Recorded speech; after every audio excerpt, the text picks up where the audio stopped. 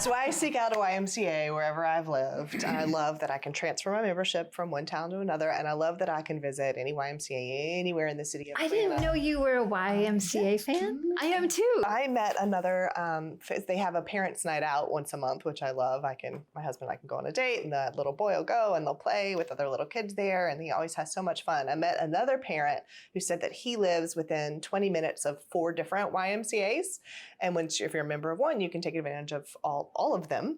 So he and his family, he has 3 children. They find the parents' night out and like rotate between all 4 different ones. Like they take advantage. That's awesome.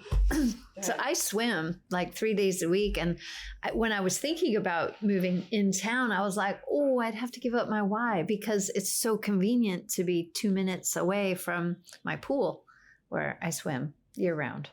And it's great. There are Ys pretty close here, though, I think. Yeah. Yeah, Carl Sanders is pretty close. Buckhead. Yeah. I love it. I joined a little gym where you don't go like work out anytime you want, but they just have these high intensity interval training classes. And so like Orange Theory? Kind of like that, but more with weights. And so I enjoy that because it's structured. I've got a time I got to be there, and there's somebody telling me what I need to do, and I have to be there for that whole hour, or I look like the guy that left early. So that's what works for me. I have to have some structure. There's plenty of gym options. And, as far as retirement, I think Rich and I see it from time to time, but it's when people are kind of empty nesters and they're downsizing. And that's one of the things I was thinking about doing, a website or maybe a blog section on our website about condo living, because so many people have never lived in condos and they don't know really what condo living means, shared living, shared, spaces and, limited space and stuff. So kind of educating people about what it really means to live. They're not the people vertically. who will yell, "Get off my lawn." No, exactly. I will testify because I loved living in condos and I can't wait to get back to one. Yeah. And you've said that you think that there are people in big multi-generational homes who maybe don't need or want all that space anymore. You should consider looking into condo living. So OTP, we have a plethora of, I got my word in, plethora of good options for people who want to retire and downsize but not leave Georgia, because we have economic advantages. In Cobb County in particular, seniors over the age of 62 don't pay school taxes. So your property tax bill reduces so much that it's hard to get people to leave. And where it used to be there was an exodus to Florida or somewhere else, we have the YMCA, we have fantastic health services, medical, everything that's needed, plus the tax incentive. So retiring in the burbs is really good. Cherokee, Paulding, Gwinnett County all have really good options for seniors in retirement. Well, and a lot of the suburbs are really creating those town centers, whether it's their historic town center like in Woodstock or kind of something out of whole cloth like Halcyon or Avalon. Yes. But that gives people kind of the ability to be in, depending on where you are, maybe less expensive than right here in the heart of Midtown. Maybe a little bit slower pace, but also still have that Lots a of condo shopping and some dining. interaction. Access to everything you want that's Lots of convenient, things. but maybe, yes, the pace is a little bit slower. Just like we have all these different neighborhoods, I think we have realtors to go with them. I mean, Atlanta's a big city, y'all. It's like Ben and Jerry's. You can pick your flavor and your toppings. I think because for a long time we weren't the big city, but now Atlanta's a full-on global city with people from all over the world, lots of different neighborhoods of different character. And I think that we talked about at one point earlier how what we do is very personal and people oriented. And so it's important to have a good match with your realtor. So I think that there are as many different ways We do to have be a realtor. very diverse, wonderfully diverse group that matches our wonderfully diverse communities. That's right. And our wonderfully diverse clients. Yes. When I first moved here, I'll say the Atlanta real estate market is really well ahead of other parts of the country in some of their technology and the competitiveness and things that many years ago when I first moved here, things like virtual staging was all over Atlanta. People had been doing it forever, but other parts of the country hadn't seen that yet. People may not know that sometimes when you see furniture in a listing photo, it's not really furniture that's in the home. It was added afterwards. And I do think that with the new AI technologies that are coming, Atlanta and Atlanta realtors are going to be in the forefront of using that to hopefully better serve our clients as well. We do have a tech edge here. A tech edge, exactly. I know the people in Seattle would argue that they have the edge, but since they're all moving here, Right. we have the edge. Yeah, exactly. We've got the movies, we've got the technology. It's also very much a global city. So, it helps to have language skills. It helps to have not understanding of different cultures, because you're definitely going to work with clients who come from different backgrounds and maybe have different sort of ways that they shop or think about those kind of decisions. That's part of the fun of being a real it is estate part of the agent, fun, is the getting to. So it's interesting. My Rotary Club is the North Metro Rotary Club that I'm in. We have people from 9 different countries, and I know you guys like to give me a hard time about being OTP, but 9 countries in a small Marietta, Ackworth, Kennesaw corridor. That's a fairly small 100 members, 9 countries represented. Yeah, that's pretty. It's a pretty good, and that is very representative of our communities in that area. So that's pretty cool. Mm-hmm. Yeah, I've lived here for 35 years, and I remember before the Olympics, you never heard anyone speak another language. Almost never. That is A true. little bit of Spanish, but before that, and then after the Olympics, that's when everything changed, and we really took off. When I was running a closing office here in Midtown, I learned a lot about the Hague Convention. Do you know what that is? The hay? That's how you can, if you're a member of this convention, then you can notarize from other, like the apostilles from other countries will work here or not, depending on the convention. So I was kind of constantly looking up, all these different countries to find out whether, how we could get the deed notarized, because when we would have a lot of clients come in from Germany for Porsche and Mercedes. We had a lot of people from Africa coming in. We had a lot of people from all different places. Fun fact, Canada is not a member. And so, so it's easier to close a document where the seller is in like Zimbabwe or something, I think they're a member, than it is like I have had to tell people, you've got to get in your car in Toronto and you've got to drive across the Niagara Falls. Interesting. To get notarized. Yeah. There's a new Michelin star guide in Atlanta. Yes. Tell me about it. Well, Michelin came here and they have added us to their book. That is huge. That's huge. So fun. Does that mean they chose some certain restaurants? How many? Do you know? Right now, I think there were 6 in the first round, and they each got 1 star, which is, that's amazing. Probably we'll see that. To get them to come do the rating it's amazing. assessment is Will a you big pay deal. them? Yeah. I think they were paid $1 million.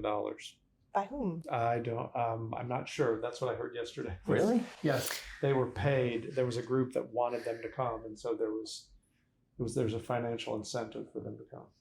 Well, I don't doubt it, and it's good. Well, we've always had amazing restaurants. Mm-hmm. A friend of mine who was a police officer decided he wanted to be a chef, and he went to the French Culinary Institute in New York, and he was saying that when you graduate from there and you want to go to a really, apprentice under an amazing chef, you either go to New York, San Francisco, or Atlanta. Mm. So I was really So I happy to read hear the that. book Unreasonable Hospitality. Amazing book, but I didn't know much about dining at that level until I read that book, and it kind of details the history of how he grew into the top-rated restaurant, in the world, like the world. Yeah. And the book is amazing. Are any of the restaurants in any of our communities that were selected? Because I haven't read to see which. Bacchanalia Atlas, which is at the St. Regis. I love Atlas. There's one that is in the, I can't remember the name of the restaurant, but it's in West Midtown. It's in the Star Metals building. I can't remember the name. It's an Asian restaurant. Little Bear won the, I don't remember the exact name of the award, but the chef who is up and coming. Miller Union won the service award, and there was some commentary from locals that they were surprised they didn't win for food as well, but they won the service award. So Congratulations to all of them. That's exciting. I'm really glad that I listened to that podcast. And did this one. Have y'all read anything by Ruth Reichel? She used to be the food critic for the LA Times, and she's written a lot of really good books about Michelin star dining. So it's a fun read. When I have people come visit, I always take them to the Varsity because, I mean, it's iconic. It is iconic. It's true. But it's not Michelin rated. I mean, to me, it's a place you go once. It's like the Big Chicken. It's true. Nashville hot chicken. I never saw the Big Chicken until it hasn't been that long ago. It was about 4 years ago, maybe 5 years ago. All this time I'd heard the directions about the Big Chicken. We'll just go to the Chicken and hang a left. Exactly. You guys clearly stay in town a lot. Where's your favorite place to go in Georgia outside of the city? That's intriguing because you travel the world over. You go to the Big Chicken and hang a right. Yeah, right. I thought it was a left. No, seriously. Have Savannah. You guys seen? Yeah, Savannah Savannah's is amazing. I've always enjoyed going there. It's a very beautiful city. A little quick 3-hour Ridge, drive. Yeah. Head up to the Blue Ridge Mountains just to get away from things, get a little cooler. Travel. Cooler. Georgia. Usually on a plane, leaving Georgia. Yeah. No, I'm kidding. Georgia, where else would you go in Georgia? You have a farm. Well, yeah. So we... Should we go That's check you. on your Like, farm? right. Who's been minding the farm? Yes, that's out in Monticello, about an hour and 15 minutes And east. it's beautiful out there. Yeah, I it's haven't been really to pretty. your farm, but it's very an pretty. incredible It's, area. You know, rolling pasture land and forests and lakes, a lot of little lakes and stuff. So it's pretty.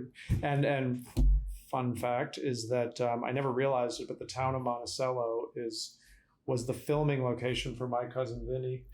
Yeah. And we were on our way to the lake a few months ago, and we stopped in to get a bag of ice at the Sack of Suds, which is where the murder happened. Was it closed for the flu? Yeah, it was wide open, I'm telling you. So yes, Georgia's a really beautiful state.